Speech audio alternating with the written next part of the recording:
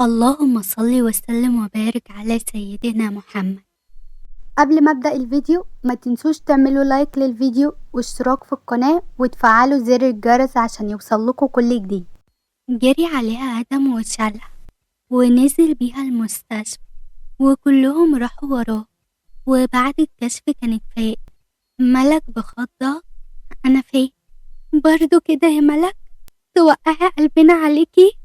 أنا عايزة أمشي. نطمن عليكي وبعد كده نمشي.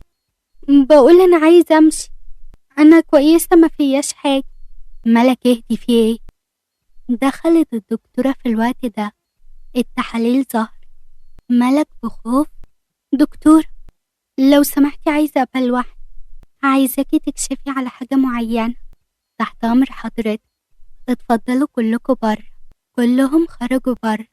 علشان خاطر يا دكتور ما تقوللهمش حاجة، لو عرفوا ان المرض رجعلي مرة تانية ممكن يحصل لهم حاجة، بس لازم يعرفوا وحياة أغلى حاجة عندي ما تقوللهمش حاجة. هتتعالجي؟ والله بتعالج، بس ما تقوليش، مش عايزة أشوف الزعل في عينيه. الدكتورة بتنهيدة: حاضر. دخل الكل وكانوا على أعصابهم. عمر بضيق: هو فيه ايه؟ مفيش حاجة، كل الموضوع إنها عندها أنيميا وإنها مش بتهتم بنفسها. آدم وهو مش مصدق: بس يعني هو كل ده علشان قلة تغذية؟ وإنت عايز ايه يعني أكتر من كده؟ ولا تقلقي يا مل، قبل جوازك هخليكي زي الفل. جواز؟ هي هتتجوز؟ أيوة يا دكتور، آخر الشهر ده. لا مستحيل. عمر بشك: ليه مستحيل؟ مش حضرتك بتقولي إنها كويسة ولا في حاجة تانية؟ لحد آخر الشهر نسبة الأنيميا مش هتزيد زي ما طنط بتقول. وعلى العموم ألف سلام. عن إذنك. خرجت الدكتور: روحوا يا آدم خلصوا الإجراءات علشان نمشي واختك ترتاح. حاضر. تعالى يا عمر، انت مصدق الكلام ده؟ اختك وراها حاجة، في حاجة حصلت معاها ومش عايزة تقول لنا عليها. حاجة زي ايه؟ وكمل بقلق: هو ممكن يكون حد اتعرض لها في اليوم اللي جت فيه بتعيط؟ لا ما اعتقدش، كانت قالت او كان بان عليها في حاجة اكبر من كده واختك مخبياها. طب وهنعرفها ازاي؟ مفيش حاجة بتفضل مستخبية. طيب يلا. خلصوا الإجراءات وطلعت ملك تغير هدومها وكلمت هيثم: يعني ايه هتكملي علاجك في البيت؟ يا دكتور اسمعي، أنا هكمل في البيت وهتجوز لحد ما تحدد العملية. مستحيل يا ملك، مش هتستحملي المجهود ده كله. ما تقلقش، بس علاج في المستشفى وحد هنا يعرف مش هيحصل يا دكتور. بس انتي تعبتي النهاردة، ما تقلقش بقى يا دكتور، شوف بس ميعاد العملية امتى. حاضر يا ملك. دخل آدم وعمر الأوضة: بتكلمي مين؟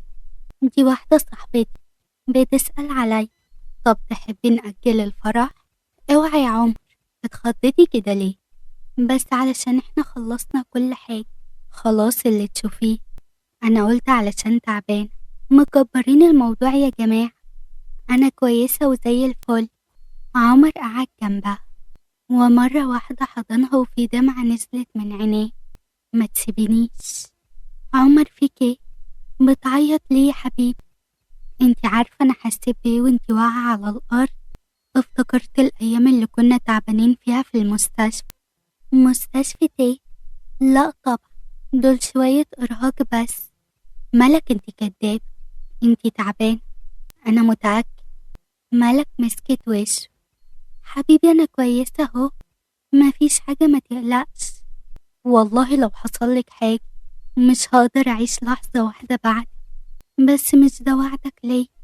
عمر انت وعدتني ان لو حاجة حصلت هتكمل حياتك وما توقفهاش وتتجوز كمان، ومش عايزة الضحكة تفرق وشك. عمر بعصبية: انت ليه بتقولي كده؟ ليه كل شوية بتجيبي سيرة الموت؟ ارحميني بقى يا ملك. ما اقصدش يا حبيبي والله، ما اقصدش اضايق. ملك علشان خاطر لآخر مرة هسألك، مخبية عني حاجة؟ ملك غمضت عينيها. تصبح على خير يا عمر، وانت من أهل الخير يا ملك. بكرة عدي عليكي علشان نجيب الفستان. نزل عمر ليه. نمت؟ بتقول هتنام. عن إذنكم. طب اطلعي شوفيها، هي متعودة تتكلم معاكي. كنت هطلع لها أصلا. طلعت أسماء وشافت ملك في البلكونة بتعيط، وأول لما شافت مامتها مسحت دموعها. أسماء بثبات: عرفتي امتى يا ملك؟ عرفتي ايه؟ انك لسه تعبان وما خفتيش. انت بتقولي ايه؟ انا كويسة اهو.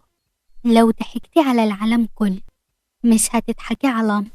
النهاردة وانت مغمى عليكي فكرتيني لما كنتي تعبانة في الأول وكنتي بتحاولي تخبي، بس أنا قفشت. وشك الأصفر عرفني، توترك ونومك الكتير عرفوني، شعرك اللي رجع يقع تاني، دموعك اللي في عينيكي عرفت. ملك بدموع حضنت مامتها. مش مكتوب لي افرح يا ماما، قلبي وجعني عليكي يا نور عين. ملحقتيش تفرحي بعريسك، ما كنتش عايزاكي تعرفي علشان الوجع اللي حاسة بيه دلوقتي. في أمل؟ مش عارفة يا ماما، أنا هكمل علاج لحد ما هيثم ياخد ميعاد ونعمل العملية. لازم عمر يعرف. لا يا ماما، لو عمر عرف هيحصل له حاجة وهيلغي فرحنا. مش هينفع يا ملك، لازم يعرف يا حبيبتي. دي مش حاجة تستخبى، وكمان ده مجهود عليك. عشان خاطري يا ماما ما تقوليش لحد، وحياتي عنك. حاضر يا حبيبتي، اهدي انتي بس. فضلت جنبها لحد ما نام. وتاني يوم صحيت ملك وغيرت هدومها ونزلت تفطر. حبيبتي أخيرا خرجتي من أوضتك؟ حمد لله على سلامتك. الله يسلمها. هي صح البت مي الواطية دي فين؟ مسافرة مع مامتها.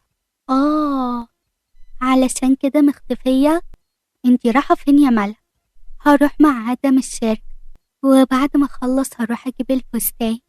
ما بلاش شغل يا ملك دلوقتي، انا كويسة. ثم اني مش ورايا حاجة، كل حاجة جاهزة وماما بتجهز الباقي. ما تتأخريش بري. حاضر. نزلت ملك معاه وعدوا على محل ورد واشترى بوكيه ورد كبير، وراحت على مكتب عمر. ده ايه المفاجأة الحلوة دي؟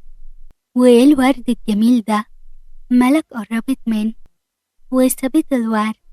ده لسببين: الأول علشان اعتذر على الضغط اللي سببتهولك الفترة اللي فاتت، والسبب التاني بصراحة رشوة.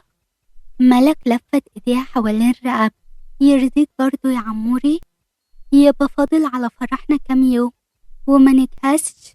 بس القاعة وجهزي، والميك اب واتحجز، والجروب بتطبع، والفستان والبدلة النهاردة. في حاجة واحدة نسيتها، وأهم حاجة. هي ايه؟ بيتنا يا حبيبي. يعني هننام في الشارع؟ أعتقد إن أنا قلتلك هيبقى مفاجأة. ملك وهي بتمشي ايديها على رقبته.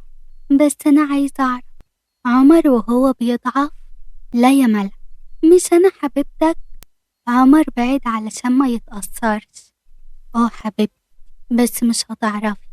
اوف بجد. ما تزعليش بقى، كلها كام يوم وهتعرفي.